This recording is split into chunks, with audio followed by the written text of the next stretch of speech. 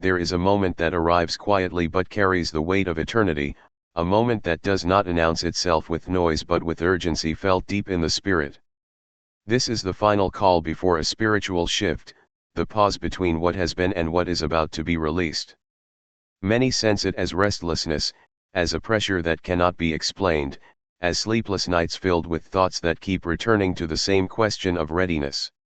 This call is not meant for everyone, because not everyone is positioned to hear it, and not everyone has endured what was required to stand at this threshold. It comes after long seasons of waiting, misunderstanding, isolation, and silent endurance, when faith was tested without applause and obedience was required without reassurance. The final call is not about fear, but about alignment, because a shift cannot occur unless something moves into place. Before every major spiritual change, there is always a narrowing, a compression of time where choices suddenly feel heavier and delays feel more dangerous. This is where excuses lose their comfort and distractions lose their appeal. What once felt optional now feels urgent, and what once could be postponed now demands attention. The final call exposes what has been avoided, reveals where compromise has been tolerated, and brings clarity to what must be released. It is not meant to condemn but to prepare, because crossing into a new spiritual season while carrying old weights creates conflict. This call is a mercy disguised as intensity, a warning wrapped in grace, a reminder that movement is required for transformation to take place. A spiritual shift does not begin when circumstances change, but when awareness changes. The final call awakens awareness, shaking the soul out of routine and reminding the heart that time is not as endless as it once appeared. It brings memories to the surface, unresolved prayers, forgotten promises, moments where obedience was delayed and faith was stretched thin. These memories are not resurfacing to accuse but to realign, because alignment precedes elevation.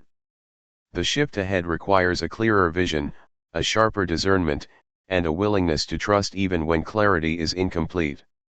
The final call invites surrender not as weakness but as strategy, understanding that control cannot coexist with divine movement. There is a reason the final call often feels uncomfortable, because comfort thrives in stagnation, while growth requires movement. When a spiritual shift approaches, familiar patterns begin to break down, relationships change, motivations shift, and the things that once satisfied begin to feel empty. This is not loss, but transition. The final call alerts the spirit to stop clinging to what is familiar simply because it is known. It is an invitation to step forward without knowing every detail, trusting that provision follows obedience, not the other way around. This call demands attention because it carries instructions that cannot be ignored without consequence. In this moment, silence becomes louder than noise, and stillness carries more information than activity. The final call often arrives when external validation disappears, leaving only the inner knowing that something significant is unfolding. It tests whether faith is rooted in outcomes or in trust, whether belief is conditional or surrendered. Those who respond to this call do not always feel brave, but they feel compelled, drawn by a force stronger than logic. The shift ahead requires courage, but not the loud kind that seeks recognition, rather the quiet courage that moves forward even when fear remains present. The final call is also a moment of separation, not from people but from versions of self that no longer fit the future being prepared. Old habits, old mindsets, old reactions are brought into question, not because they are evil, but because they are outdated. A spiritual shift cannot be entered with yesterday's identity, because growth demands transformation. This call reveals where growth has been resisted and where change has been postponed. It invites reflection without shame, honesty without self-punishment, and responsibility without despair. Timing is central to the final call, because spiritual shifts operate on divine timing, not human convenience. Missing this moment does not mean destruction, but it does mean delay, and delay carries its own weight. The call urges immediate awareness, reminding the soul that readiness is not something achieved later, but something chosen now. It highlights that faith is not passive waiting, but active positioning. This is the moment where intentions must become actions, where prayers must align with behavior, where belief must be reflected in decisions. As the shift approaches, resistance often increases, not as punishment but as confirmation. Opposition reveals proximity, and pressure reveals importance. The final call does not remove difficulty, but it reframes it, showing that resistance is not a sign to retreat, but a signal that movement is necessary. Those who heed the call begin to notice subtle changes, a heightened sensitivity, a stronger intuition, a clearer sense of what no longer belongs. These signs are not meant to overwhelm, but to guide, pointing toward alignment rather than perfection. This final call before the spiritual shift is not about earning favor, but about receiving what has already been prepared. It asks for attention, for humility, for willingness, not because the divine needs permission, but because participation is required. The shift ahead is not forced, it is offered, and the call exists to ensure that the offer is heard, understood, and responded to while the window remains open and the moment is still present. Jesus and Archangel Michael are delivering an urgent message, a message that carries both authority and profound care, a message that transcends ordinary understanding and speaks directly to the soul. It is not a casual communication or a passing suggestion, it is a deliberate, intentional transmission meant to awaken, to correct, to redirect, and to guide. This message arrives in a season where clarity is critical, where the stakes are higher than many realize, and where decisions made now have far-reaching consequences. Those who are attuned, even slightly, can feel the vibration of urgency in their spirit, a tension that cannot be ignored. It is not fear that motivates this message, but love, a deep concern for the direction of one's life, a reminder that divine intervention is present, but timing and response are essential. The presence of both Jesus and Michael signifies a union of compassion and authority, mercy and strength, guidance and protection, and together they bring a message that cannot be postponed. The urgency in their message comes from an awareness that the window of opportunity is brief, fleeting, and decisive. It is as though every second is being counted, every heartbeat measured, every hesitation noted, and the soul is being prompted to move without delay. This urgency is not intended to create panic, but to inspire immediate action, a conscious alignment with what is divinely orchestrated. The message underscores that delay can lead to missed blessings, that hesitation can create gaps in protection, and that ignoring divine guidance can result in outcomes that are difficult to reverse. There is a spiritual rhythm to timing, and this message is tuned to the precise moment where receptivity and readiness converge. To hear it and act is to step into favor, to ignore it is to risk losing alignment with what is meant for one's highest good. Jesus' involvement in this message brings a dimension of intimate connection, a personal awareness of the struggles, the hopes, and the faith of the individual. His voice is not distant or detached, it is close, tender, and piercing in its clarity. He speaks not merely to instruct but to awaken the heart, to illuminate paths that may have been obscured by doubt, distraction, or despair. His guidance reminds the listener that love is active, that mercy is immediate, and that grace is available in every moment of surrender. The urgency he conveys is tempered by reassurance, a knowing that while the opportunity is now, there is divine wisdom in every step, and protection surrounds those who respond faithfully. His words carry the weight of authority but are wrapped in care, revealing a desire for alignment rather than punishment. Archangel Michael's presence amplifies the message with strength, courage, and protection. Michael represents a divine enforcement of what is right, a guardian of spiritual boundaries, and a force that cuts through confusion and deception. His communication is precise, unwavering, and commanding, signaling that some aspects of spiritual engagement require firmness, courage, and decisive action. When Michael speaks, it is a call to recognize what must be defended, what must be released, and what must be actively pursued. He brings clarity to areas where uncertainty and fear might cloud judgment, reminding the soul that divine support accompanies action, and that the authority of heaven works in tandem with obedience and faith. Together, the voices of Jesus and Michael converge to create a message that is both tender and unyielding, merciful and decisive. This urgent message often intersects with moments of spiritual clarity that arrive unexpectedly, moments when the heart is open to recognizing patterns, opportunities, and warnings that were previously unnoticed. It is a call to discernment, to recognize the signs, the nudges, and the confirmations that indicate alignment with divine will. In these moments, individuals may feel a heightened awareness, an unexplainable pull, a sense of pressure that insists on attention. These sensations are not coincidental, they are orchestrated interventions designed to awaken the soul to the importance of timely action. The message delivered by Jesus and Michael is meant to pierce through distractions, to cut through the noise of daily life, and to anchor the listener's focus on what truly matters. Heaven's urgent message also highlights the consequences of inaction, not as a threat, but as a reality of choice. Life unfolds according to principles, spiritual laws, and divine timing, and when an opportunity to act is ignored, the natural result is delay, missed blessings, and a prolonging of unnecessary struggles. This is why the urgency is emphasized, why the call is repeated, and why attention is demanded. The soul is reminded that divine timing waits for readiness, but opportunity waits for response. The message encourages awareness, responsibility, and immediate engagement, calling the individual to step into alignment with guidance that has been prepared for them, protection that has been activated, and blessings that are ready to manifest when obedience meets divine instruction. Responding to this message requires discernment, humility, and courage.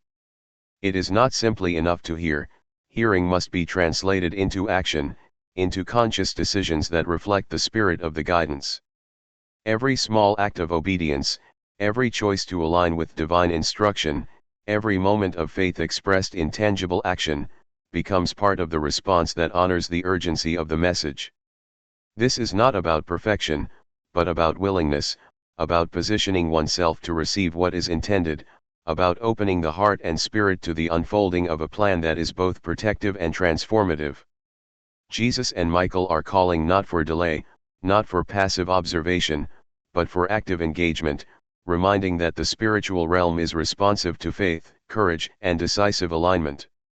The presence of both Jesus and Michael delivering this message also signifies completeness in guidance. Jesus provides direction, reassurance, and love.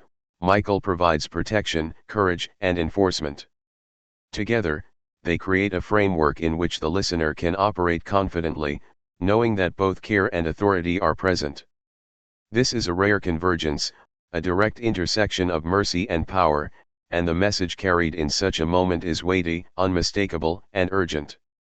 It demands not casual attention, but intentional focus, not passive listening, but active participation, and not superficial acknowledgement, but wholehearted response.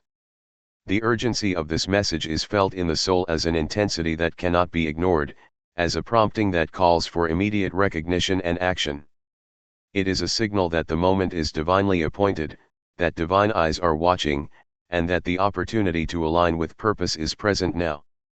Every hesitation diminishes potential, every distraction delays outcomes, and every dismissal risks missing what has been prepared.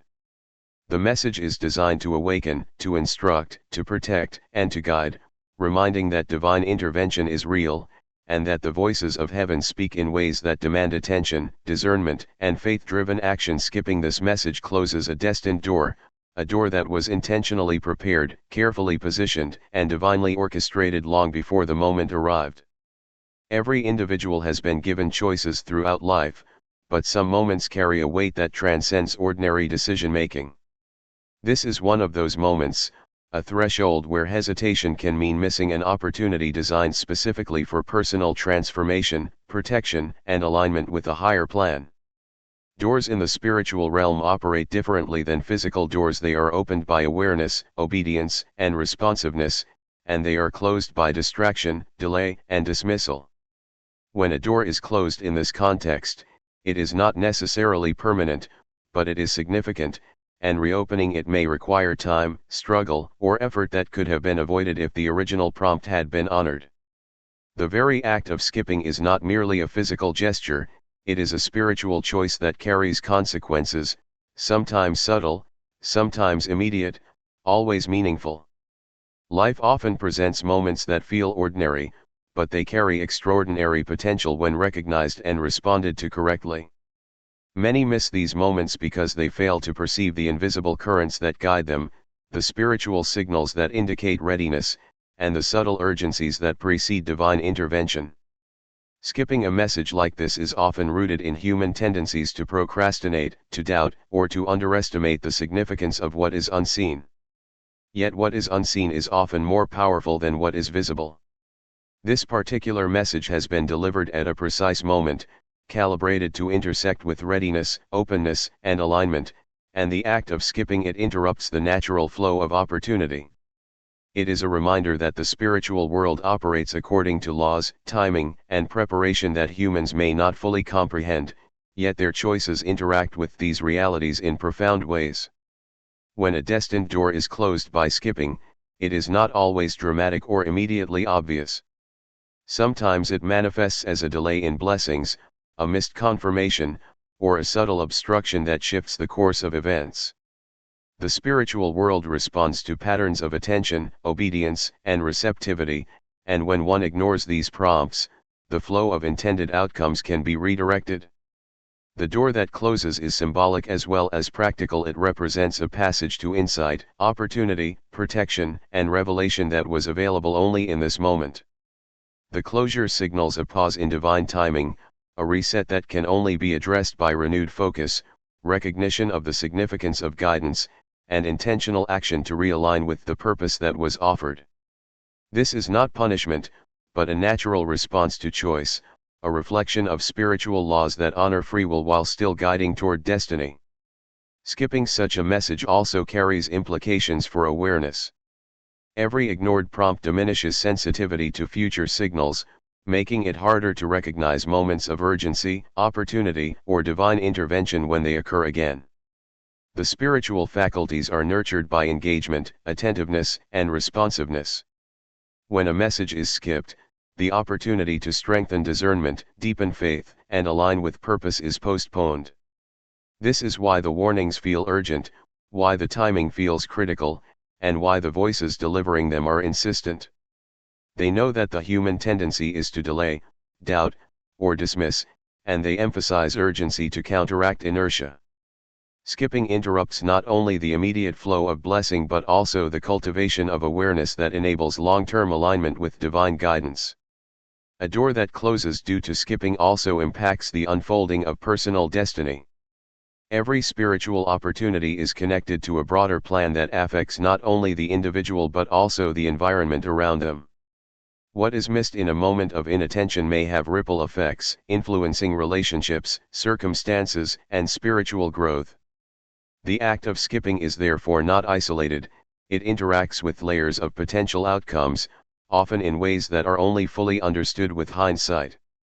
Recognizing this helps to frame the seriousness of the moment, not as fear-based manipulation, but as insight into the interconnectedness of choice, timing, and divine orchestration. The message is delivered with the intention of preventing these missed opportunities, emphasizing that responsiveness opens doors that skipping closes. The act of skipping also reflects a misunderstanding of divine timing. Humans often measure urgency by convenience, ease, or personal readiness, whereas divine timing considers preparation, alignment, and strategic positioning. The opportunity embedded in this message has been set for a specific window, a moment when conditions align to facilitate understanding, protection, or blessing. Ignoring or skipping it disregards the timing, which is crucial for the manifestation of intended outcomes. Doors are opened and closed according to this timing, and while persistence and future engagement can reopen opportunities, the original alignment carries a level of potency that cannot always be replicated. Recognizing this helps to appreciate why skipping is more than a casual action. It is an interruption of the natural flow of preparedness, intention, and spiritual readiness. Skipping also has emotional and spiritual consequences. It can create regret, a sense of being out of sync, or subtle disconnection from guidance that was meant to reassure, redirect, or protect. The human spirit is attuned to patterns of alignment, and when a prompt is ignored, a sense of imbalance or missed opportunity can emerge. This is not a punishment but a natural outcome of misalignment, a signal that attention, engagement, and awareness must be recalibrated. The door that closes is both literal and metaphorical, representing the immediate consequence of choice and the long-term opportunity for reflection, learning, and realignment. Every message carries intent, and skipping it disregards that intent.